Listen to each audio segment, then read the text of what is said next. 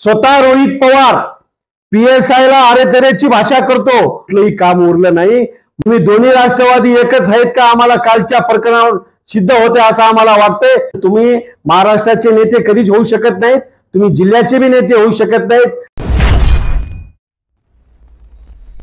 हा ग्रामसेवक बोरीचा सर्वसामान्य जनतेकडून पैसे घेतो आणि कोणाच्या तरी सांगण्यावरून सामान्य लोकांना वेठीस धरतो।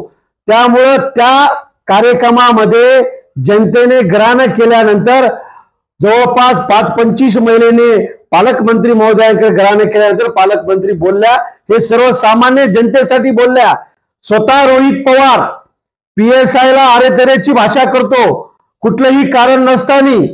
आणि रोहित पवारांना आपल्या माध्यमातून मी सांगतो, मतदारसंघात त्यांना कुठलंही काम उरलं नाही।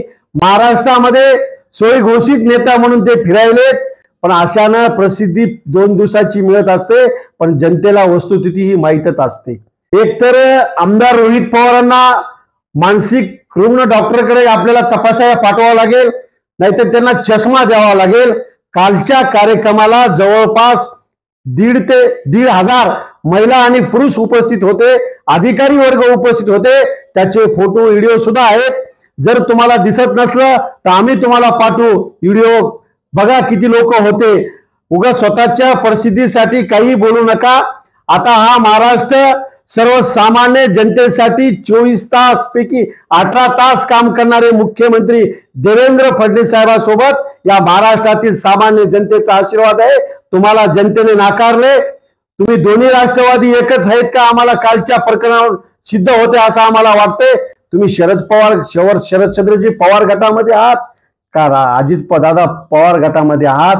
माजी आमदाराच्या सांगण्यावरून चुकीचा व्हिडिओ लोकांसमोर प्रसार करू नका, नाहीतर येणाऱ्या काळामध्ये भारतीय जनता पार्टीचा जिल्हाध्यक्ष म्हणून आपल्याला इशारा देतो, आमच्या परिणाम आम्ही तुम्हाला उत्तर देऊ। तुम्ही तर लय सत्ता असताना कसे वागलात कर्जत जामखेडमध्ये, अरे एका पोलीस कर्मचाऱ्याला कुठलीही चूक नसताना तुम्ही त्या PSI ला अरेतरेची भाषा करता आणि तुम्ही आम्हाला तत्वज्ञान शिकवायले। स्वतः पहिले पहा कसं वागता, काय नाही, मग बाकी लोकांना ज्ञान शिकवा।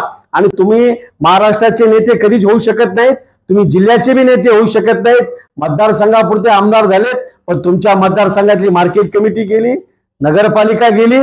अजित दादाने सहकार्य केल्यामुळे तुम्ही आमदार झालात, नाहीतर तुम्ही आमदार बी झाला नसतात।